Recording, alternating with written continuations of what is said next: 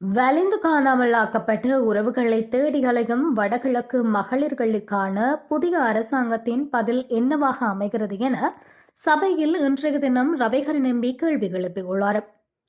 இறுதிக்கட்ட யுத்தத்தின் போது இராணுவத்திடம் கையளித்த நிலையில் வலிந்து காணாமல் ஆக்கப்பட்டவர்களை தேடி அலையும் மகளிர்களுக்காக புதிய அரசாங்கத்தின் பதில் என்ன என வன்னி மாவட்ட நாடாளுமன்ற உறுப்பினர் துரைராசா ரவிகரன் கேள்வி எழுப்பியதுடன் மகளிர் விவகார அமைச்சர் காணாமல் ஆக்கப்பட்ட உறவுகளை சந்தித்து அவர்களுடன் கலந்துரையாடி அவர்களுக்கு உரிய பதிலையும் வழங்க வேண்டும் எனவும் கேட்டுக்கொண்டார். நேற்று முன்தினம் பாராளுமன்றத்தில் இடம்பெற்ற 2025 ஆண்டிற்கான வரவு செலவு திட்ட மகளிர் மற்றும் சிறுவர் அலுவல்கள் அமைச்சின் மீதான குழுநிலை விவாதத்தில் கலந்து கொண்டு கருத்து தெரிவிக்கும் போதே நாடாளுமன்ற உறுப்பினர் ரவிகரன் எம்பி இவ்வாறு தெரிவித்திருந்தார்.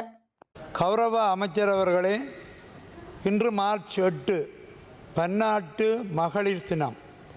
இந்த நிலையில் இறுதி யுத்த காலத்தில் இராணுவத்திடம் பிள்ளைகளை கையளித்த தாய்மாரும் கணவர்களை கையளித்த மனைவியருமாக எமது வடக்கு கிழக்கு பகுதிகளில் வலிந்து காணாமல் ஆக்கப்பட்ட உறவுகளை தேடி 2928 நாட்களாக தொடர் போராட்டத்தில் ஈடுபட்டு வருகின்றனர்.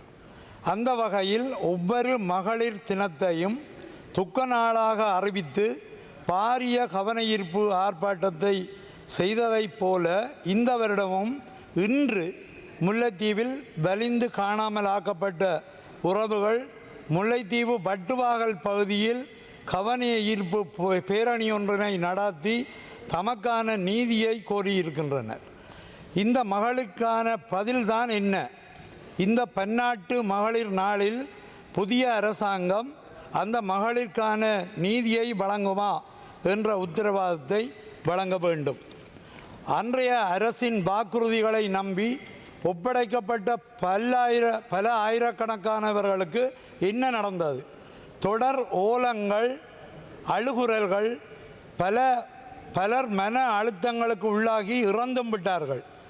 இந்த நிலையில் நீதி கிடைக்க வேண்டும் என போராடும் இவர்களுக்கு அடிக்கடி போலீசார், நீதிமன்றத்தின் தடை உத்தரவு, பயங்கரவாத தடுப்பு பிரிவினரால் விசாரணைகள், வழக்கு தாக்கல் செய்ய உள்ளதாக மிரட்டுவது, மறைமுக தாக்குதல்கள், உயிர் அச்சுறுத்தல்கள், போராட்டங்களில் இருந்து வெளியேற்றும் முயற்சிகள், இப்படியான ஒழுங்குமுறைகள் 2009க்கு பின்னர் பல பெயர்களில் கொண்டுவரப்பட்ட பொறிமுறைகளில் அமைக்கப்பட்ட ஆணைக்குழுக்கள் இவைகளை நம்பி தான் ஏமாந்ததுதான் மிச்சம் என்று புலம்புகின்றார்கள்.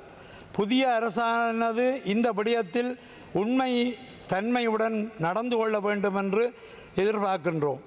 கடந்த கால அரசுகள் இவர்களுக்கு பதில் சொல்லவில்லை. புதிய அரசு நிச்சயமாக பதில் சொல்ல வேண்டும் நம்புகின்றோம். இந்த குறைகளை நீண்ட நாட்களாக சொல்லிக் கொண்டிருக்கும் இந்த மகளிர்களை நீங்கள் சந்திக்க வேண்டும். அவர்களை சந்தித்து ஆறுதல் கூற வேண்டும். தீர்வுக்கான முயற்சிகளில் நீங்களும் இறங்க வேண்டும். அவர்களின் துன்பங்களில் நீங்களும் பங்கெடுத்து கொள்ளுங்கள். அமைச்சர் அவர்களே, அடுத்தபடியாக பெண் தலைமை குடும்பங்களாக கௌரவ அமைச்சர் அவர்களே, மிகப்பெரிய தொகையினர் காணப்படுகின்றார்கள். வடக்கு கிழக்கு மாகாணத்தை பொறுத்த மட்டிலே சுமார் 92,000 குடும்பங்கள் பெண் தலைமை குடும்பங்களாக காணப்படுகின்றது. இவர்கள் சமூகத்தில் பல்வேறு துன்பங்களை அனுபவித்து வருகின்றார்கள். தமது வாழ்வாதாரத்துக்காக பெரிதும் சிரமப்படுகின்றார்கள். மிகவும் குறைந்த எண்ணிக்கையில் உள்ளோர் ஓரளவுக்கு வருமானத்தை ஈடு செய்தாலும் மிகுதி பெரும்பாலான குடும்பங்கள் தமது வாழ்வாதாரத்துக்காக பெரிதும் சிரமப்படுகின்றார்கள். முல்லைத்தீவில் பிரதேச ரீதியாக 2023 ஆண்டுக்கான இறுதி புள்ளி விவரப்படி பெண் தலைமைத்துவ குடும்பங்கள் கரையுறை பெற்று 2617 குடும்பங்கள், புதுக்குடியிருப்பு 2121 குடும்பங்கள், ஒட்டுசூட்டான் 1941 குடும்பங்கள், மாந்தை கிழக்கு 890 குடும்பங்கள், துணுக்காய் 813 குடும்பங்கள், மணலாறு 681 குடும்பங்கள், மொத்தமாக 9063 குடும்பங்கள் முல்லைத்தீவில் மட்டும் பெண் தலைமை குடும்பங்கள். இதேபோன்று வவுனியா, மன்னார் உள்ளிட்ட வன்னியிலும் வடக்கு கிழக்கிலுமாக 92,000 பெண் தலைமை குடும்பங்கள் உள்ளன. தயவு செய்து இவர்களுக்கு மாதாந்த வருவாய் ஈட்டக்கூடிய வகையில் ஏதாவது உதவி செய்யுங்கள். தங்களுடைய குடும்பங்களை சீராக கொண்டு செல்வதற்கு பல்வேறு சவால்களை எதிர்நோக்குகின்றார்கள். குடும்பச் சுமை, பொருளாதாரத்தில் மிகவும் பின்தங்கிய நிலைமை, பாதுகாப்பின்மை, அன்றாட வாழ்வாதார பாதிப்பு, உளரீதியான பாதிப்புகள், பிள்ளைகளின் கல்வி பாதிப்பு, வேலைவாய்ப்பின்மை, பாலியல் ரீதியான பாதிப்புகள், சமூகத்தினால் ஓரங்கட்டப்படுதல், தாழ்வு மனப்பான்மை, நுண்நிதி கடன் நிறுவனங்களுக்கு அடிமையாகுதல், இவைகள் சிலர் தற்கொலை முயற்சிகளுக்கு உள்ளாகுதல், சமூகத்தில் இவர்கள் தலை நிமிர்ந்து வாழக்கூடிய வகையில் இவர்களுக்கான உதவிகள் வழங்கப்பட வேண்டும். கூடுதலாக இக்குடும்பங்களில் உள்ள சிறுவர்கள்தான் பாடசாலை இடைவிலகல் நிலைமைக்கு உள்ளாகின்றார்கள். இக்குடும்பங்களின் பொருளாதாரத்தில் சிறு மாற்றங்களையாவது மகளிர் அமைச்சு ஏற்படுத்த வேண்டும்.